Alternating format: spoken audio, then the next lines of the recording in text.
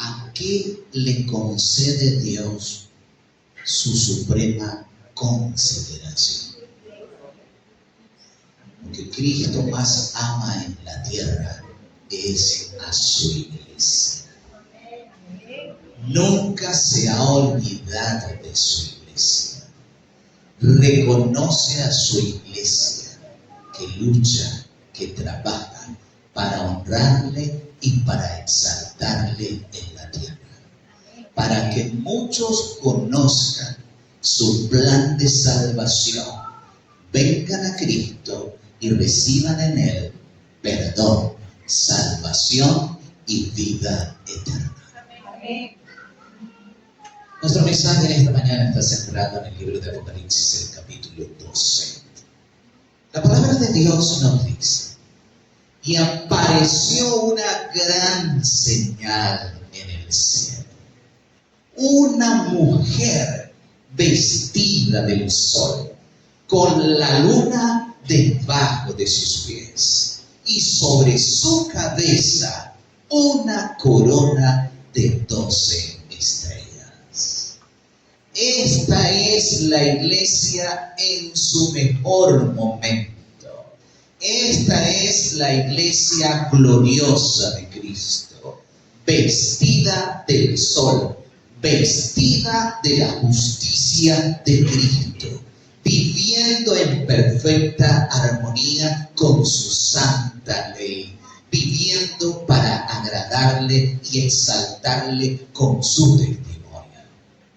La iglesia, en el momento en que Cristo la funda, dice el versículo 2, y estando encinta, clamaba con gran voz, porque estaba en el proceso de su alumbramiento, en la angustia del alumbramiento. Y nos dice la palabra en el versículo 3, también apareció otra señal en el cielo.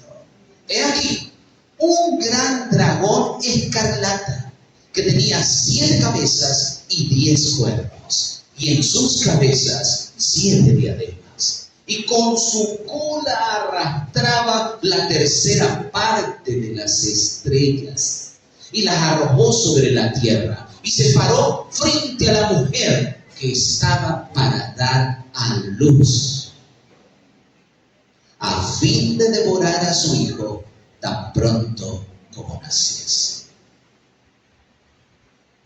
Y la mujer dio a luz un hijo varón, alabado sea el Señor. Nació Jesucristo, el Salvador del mundo, el mayor don de Dios, el mayor don del cielo dado a la humanidad entera. La mujer dio a luz un hijo varón, el cual regirá con vara de hierro. ¿A quién?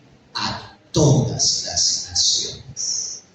Y la mujer huyó al desierto, al lugar preparado por Dios, donde es sustentado durante 1260 días. Mis queridos, la iglesia de Cristo, en su momento más glorioso. Este dragón escarlata que aparece en el versículo 3 no es otro que Roma. Satán obrando a través de Roma al momento de su nacimiento, plenamente identificado. Ustedes ven que cuando Jesús nace, nos dice el Evangelio de Mateo, en el capítulo 2, que cuando Herodes, gobernador romano, no recibe noticias de parte de los magos, de los sabios que habían venido del oriente, se enoja, se llena de ira, entra en cólera y da una orden. ¿Y cuál es la orden? Que todos los niños menores de 2 años sean asesinados. Qué terrible y espantoso. Vean ustedes el odio de Satán. La palabra dice que se para frente a la mujer a fin de devorar a su hijo tan pronto como naciese. Pero alabado sea el Señor. Amén. La Escritura nos dice que tuvo a luz, nació, tuvo un hijo varón, que regirá las naciones con vara de hierro. Y fue arrebatado para ti Dios y para su trono. Satán no pudo vencer a Jesucristo. Cristo es el autor de nuestra salvación. Satán estaba insatisfecho, inconforme, no podía tolerar la presencia del Hijo de Dios en la tierra. Y por eso apenas nace, procura por todos los medios eliminar a Jesucristo, pero no lo pudo eliminar. No lo pudo eliminar de bebé, no lo pudo eliminar de adulto. Nunca lo ha vencido y nunca lo vencerá, pues Cristo es Rey de Reyes y Señor de Señores. Cristo es el Señor de nuestras vidas. Cristo tiene el poder. Y todo aquel que se pone en las manos de Cristo, todo aquel que se entrega a Cristo de corazón, será redimido, será victorioso por el poder de Cristo obrando en su vida para gloria de su nombre. Alabado sea el Señor. Pero mis queridos, el dragón se ensaña ahora ¿contra quién? Contra la iglesia. Pero Dios cuida a su iglesia. ¿Qué hace el Señor? Cuida a su iglesia. Es una lástima escuchar a algunos a veces decir que Dios se ha olvidado de ellos. Usted oye a algunos decir, me siento abatido. Y a veces eso es preocupante porque yo leo en la prensa cuando dice fue abatido el Coqui, fue abatido el Manchas. Abatido es cuando matan a alguien, eso es abatido, está destruido, está muerto, está liquidado. Pero el que está en Cristo no está abatido, tiene fe, tiene gozo, tiene paz, tiene esperanza, porque tiene a Cristo, y el que tiene a Cristo tiene todo lo que necesita. Alabado sea nuestro Señor Jesucristo. La Biblia nos dice que la mujer huyó al desierto, a lugares desolados, a un lugar que Dios le ha preparado. El Señor nunca se olvidó de su iglesia, nunca se ha olvidado de su iglesia, ni ha desamparado a su iglesia. Ven ustedes que Apocalipsis está hablando aquí que el Señor ha hecho una previsión. El Señor le preparó un lugar donde la iglesia iba a ser sustentada durante todos esos 1260 años. Estos 1260 días es una referencia a una profecía que todos tenemos conocimiento. Comienza en el año 538 después de Cristo y concluye en el año 1798 después de Cristo. Es el mismo periodo al cual aparece en el libro de Daniel y en otras porciones de Apocalipsis, donde se habla de 42 meses, donde se habla de una profecía de tiempo, tiempos y medio tiempo. Es el mismo periodo. Iban a ser 1260 años de persecución. Iban a ser 1260 años de la furia de Satanás procurando destruir a su iglesia, eliminar a la iglesia, pero no pudo porque Cristo protegió a su iglesia. Me siento gozoso de ser parte de la iglesia de Cristo. Y la iglesia que hoy es la iglesia militante, un día será la iglesia triunfante. Yo te pregunto, mi querido hermano, mi querida hermana, ¿quieres ser tú parte de la iglesia triunfante? ¿Quieres ser parte de esa iglesia que un día estará adorando al Padre, adorando al Hijo sobre el mar de vidrio por los siglos de los siglos para siempre? Alabamos a Jesús. Ahora Apocalipsis abrió un paréntesis. Y en ese paréntesis, Juan contempla una escena del gran conflicto entre Cristo y Satanás. Dice el versículo 7, después hubo una gran batalla en el cielo. ¿Qué hubo en el cielo? Una gran batalla. Miguel y sus ángeles luchaban contra el dragón y luchaban el dragón y sus ángeles. Pero no prevalecieron, ni se halló ya lugar para ellos en el cielo. Y dice el versículo 9, y fue arrojado el gran dragón, la serpiente antigua, que se llama Diablo y Satanás, el cual engaña al mundo entero, y fue arrojado a la tierra, y sus ángeles fueron arrojados con él. Me gusta el siguiente canto. Es un canto glorioso. Es un canto espectacular. Es un canto cautivador. Es un canto inspirador. La palabra dice, y se oyó una gran voz en el cielo que decía, ahora ha llegado la salvación, el poder, el reino de nuestro Dios y la autoridad de su Cristo, porque ha sido lanzado fuera el acusador de nuestros hermanos, el que nos acusaba delante de nuestro Dios día y noche. Yo no sé si alguna vez has vivido una experiencia con algún familiar o con alguien cerca a ti que te acusaba, que te señalaba. Si lo has vivido, sabrás cuán desagradable es ser acusado, ser señalado. Y sin poder defenderte, porque de lo que se te acusa es verdad. Eres pecador, te has equivocado. Yo recuerdo hace varios años, estaba en campaña evangelística en la ciudad de Maracaibo. No hace mucho, pero estaba un poco más joven. Usted sabe, uno de joven como que maneja un poquito más precipitado. Estaba buscando puesto en un estacionamiento, bueno, y efectivamente conseguí uno y tenía un Malibu con esa dirección tan suave. Me estacioné, pero creo que por cuestión de milímetros, golpeé en el parachoque en la esquina a una camioneta que estaba allí estacionada.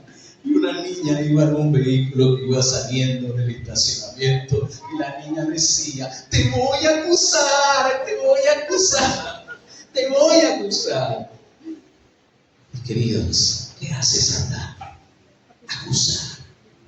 Apocalipsis llama a Satanás el acusador de los hermanos. Imagínense ustedes qué terrible y espantoso es tener a alguien acusándote delante de Dios día y noche delante de nuestro Dios.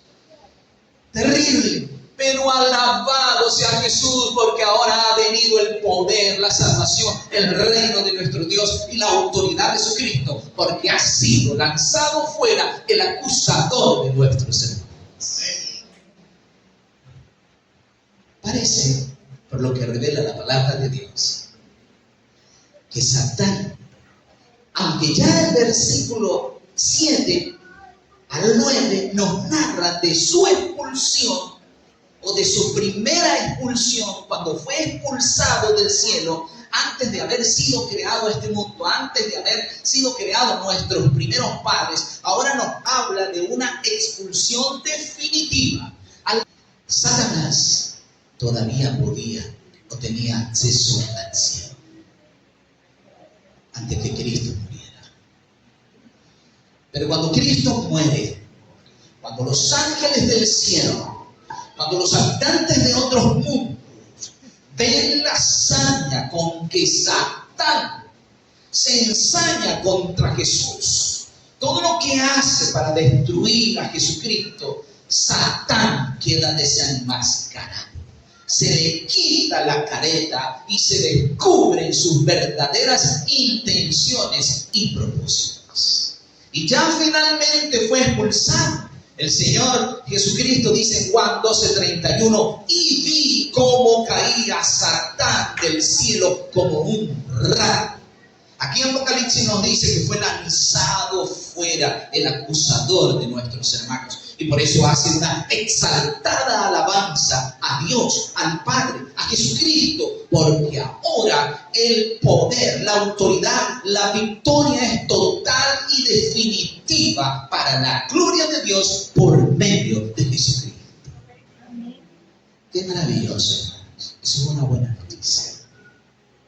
Eso es una buena noticia, porque tú y yo, que somos pecadores, que luchamos con defectos, que luchamos con debilidades, tenemos la seguridad de la victoria por medio de Cristo. Amén. Porque así como Cristo venció, tú y yo podemos vencer. Así como Cristo venció dependiendo del Padre, tú y yo podemos vencer dependiendo de Cristo. Amén. Gloria a su nombre por siempre. Amén. Y miren, mis hermanos, la palabra de Dios dice, versículo 11, y ellos le han vencido por medio de la sangre del Cordero y de la palabra del testimonio de ellos, y menospreciaron sus vidas hasta la muerte. Atentos a ese versículo, porque ese versículo te da la clave para la victoria. Ese versículo te indica cómo es que usted y yo podemos vencer. ¿Cómo vencieron ellos? ¿Cómo podemos vencer nosotros? ¿Cómo nos vamos a hacer de la victoria? Por medio de la sangre del Cordero. Satán había dicho que las leyes de Dios eran injustas. Satán había dicho que era imposible guardar la ley. Satán había acusado a Dios de injusto y que sus mandamientos eran imposibles de obedecer. Pero aquí estaba uno que había vencido, Jesucristo. A Él la gloria. Amén. Y así como Cristo venció, usted y yo podemos vencer. El argumento de Cristo es la cruz del Calvario. ¿Cuál es el argumento de Jesús? La cruz del Calvario. Allí está la evidencia de la victoria y de la derrota definitiva de Satanás. Y queridos, alabamos y glorificamos al Señor. Amén. Por su gran victoria. Amén. Y porque ha garantizado esa victoria para cada creyente en Él. Amén. Saben, mis amados, y dice el versículo 2, atentos a esto, porque esto es profecía. Esto es profecía futura y cercana. Y tenemos que estar alertas. Por lo cual, alegraos cielo y los que moráis en ellos. A ver, ¿quiénes se iban a alegrar? ¿Quiénes iban a estar felices? ¿Quiénes iban a estar contentos? ¿Quiénes iban a disfrutar de una alegría permanente? ¿Quiénes? Los habitantes del cielo. ¿Pero qué dice para los habitantes de la tierra? ¡Ay de los moradores de la tierra y del mar! Porque el diablo ha descendido a vosotros con grande ira, porque sabe que le queda poco tiempo. ¿Saben ustedes? Las madres de antes parece que cuando se enojaban, todo el barrio se enteraba. Yo recuerdo cuando yo llegaba a mi casa del liceo y ya me estaba esperando una tumba, una paliza. Yo llegaba como a 3 cuadras, 4 cuadras y los muchachos del barrio, ¡ay! Me van a echar una pela, me van a dar una paliza. ¡Ay de los habitantes de la tierra y del mar! Porque el diablo está como, hermanos. El diablo está furioso, está bravo. Mi querido hermano, yo quiero invitarte para que seas fiel al Señor.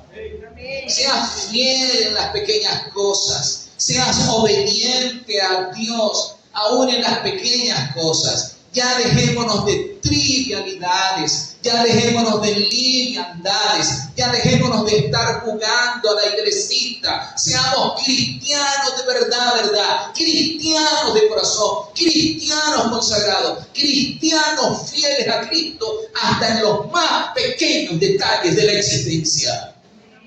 Cuando usted vive de esa manera, cuando usted vive para agradar a Dios, cuando para usted Cristo es lo máximo, lo mejor, lo más importante, lo primero, y usted quiere agradarlo, usted va a sentir la furia de Satanás. Porque a Satán no le gusta que haya gente que sea fiel. Eso lo llena de ira. Y procura por todos los medios tener a los hijos de Dios entretenidos, para que no busquen a Dios, para que no se consagren, para que vivan apartados de Jesús, para que vivan vidas independientes de Cristo. Pero Cristo quiere que nosotros vivamos dependiendo de Él, en una conexión permanente con Jesucristo. Mis queridos hermanos, si tú vienes en esa fidelidad a Dios todos los días, en esa consagración, llegará el tiempo en que la ira de Satán se desatará con toda su furia. Y los hijos de Dios sentirán los efectos de la ira de Dios. Pero Cristo está comprometido con su iglesia. Pero Cristo cuida a su iglesia. Pero Cristo nos protege a cada uno de nosotros. Nunca nos ha desamparado y nunca nos desamparará. Ahora entramos en la tercera escena del capítulo 12 de Apocalipsis. Dice en el versículo 13: cuando el dragón vio que había sido arrojado a la tierra, ¿ahora qué hizo? Persiguió a la mujer que había dado a luz el hijo varón. Como no pudo con Cristo, ahora persigue ¿a quién? A la iglesia, con toda su furia, con toda su saña. Pero la palabra de Dios nos dice que se le dieron a la mujer las dos alas de la gran águila para que huyese de delante de la serpiente al desierto, al lugar que Dios le ha preparado para ser sustentada por un tiempo, tiempos y la mitad de un tiempo, protegida por el Señor. El Señor le prepara lugar a su iglesia. El 6 de septiembre del año 1620, después de haberlo intentado 3 veces, los hermanos conocidos como los padres peregrinos, 102 almas, 102 personas, 102 sueños, 102 corazones latiendo al unísono, se embarcaron en el Mayflower y salieron desde Plymouth, en el sudoeste de Inglaterra, rumbo a América, a las costas de América.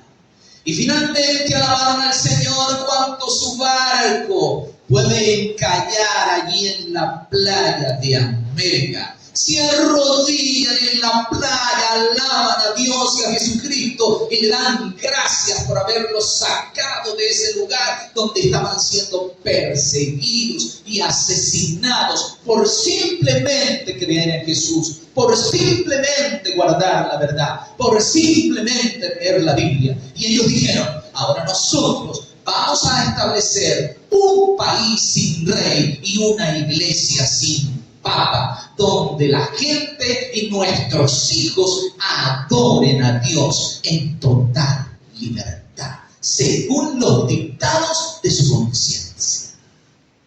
Alabado sea Jesús. Amén. ¿Qué le dio el Señor a la mujer? Las dos alas de la gran águila. El pueblo entendía eso. En el libro de Éxodo capítulo 2, capítulo 19, el Señor dice: he aquí yo os he traído en alas de águila. El águila es una de las aves impactantes de la naturaleza, imponente. Y una de esas características que tiene es que protege a sus polluelos. La mamá águila los lanza a los hijos para que aprendan a volar. Pero el papá águila está pendiente de los aguiluchos. No los deja caer. Los recoge del aire hasta que aprenden a volar. Mis hermanos, el Señor trajo a su iglesia en la sangre. Protegió a su iglesia. Y aunque el dragón se llenó de ira contra la mujer, Dice la Biblia que abrió su boca como un río para que la mujer fuese arrasada por el río. Pero el verso 16 dice, pero la tierra ayudó a la mujer, pues la tierra abrió su boca y tragó el río que el dragón había echado de su boca. Mis queridos hermanos, aquí viene la parte que nos toca. Entonces, el dragón se llenó de ira contra la mujer, contra la iglesia. ¿Y contra quién? Contra el resto de la descendencia de ella. Los que guardan los mandamientos de Dios y tienen el testimonio de Jesucristo. ¿Cuántos creen que Cristo los guardará en la hora de la prueba? ¿Cuántos creen que Cristo es el Salvador victorioso? No olviden el versículo 11. ¿Cómo es que vencemos?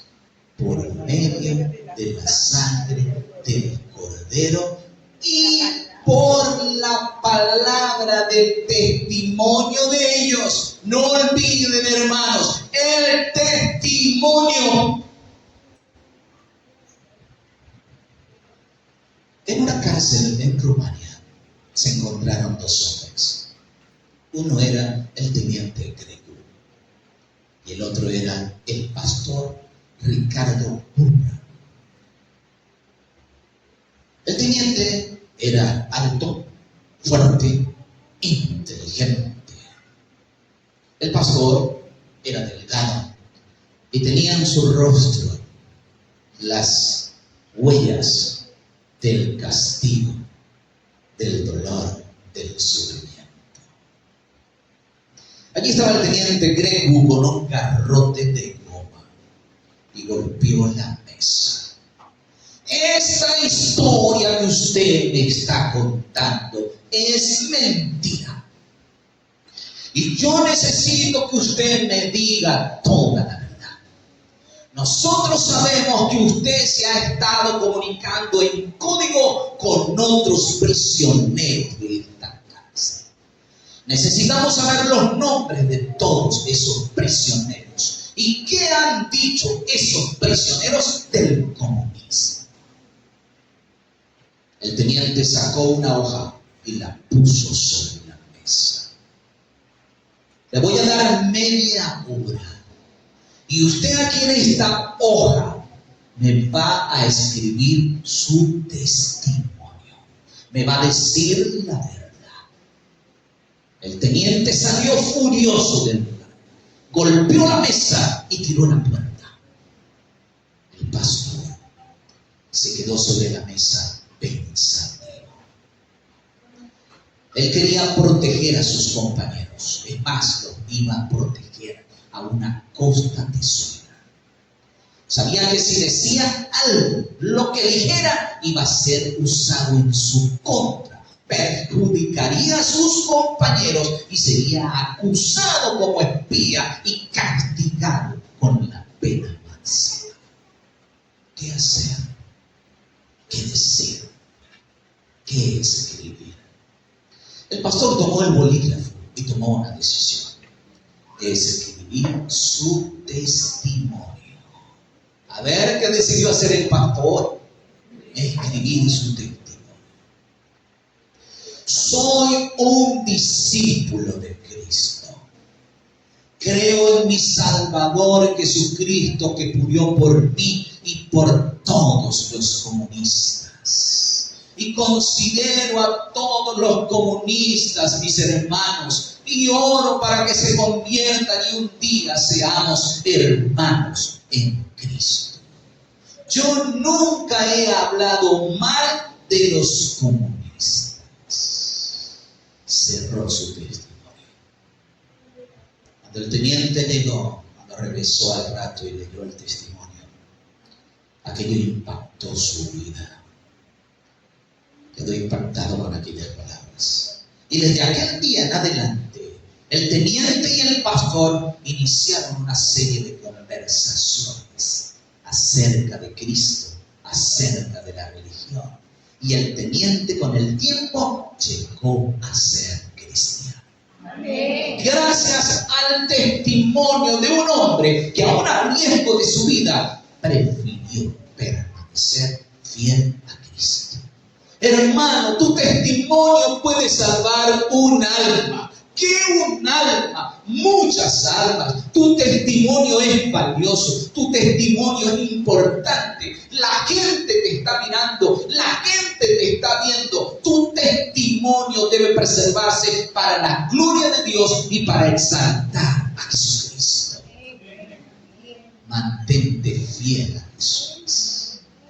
Y un día las puertas del cielo se abrirán para ti. Escucharás las palabras más dulces, las palabras más hermosas que alguna vez habrán escuchado. Palabras más tiernas dichas por Jesús oirán tus oídos. Bien, buen siervo y fiel. Sobre poco has sido fiel, sobre mucho te pondré. Entra en el gozo de tu Señor. Yo pregunto a mi amada iglesia, ¿cuántos de ustedes están dispuestos a dar un testimonio fiel para la gloria de Cristo?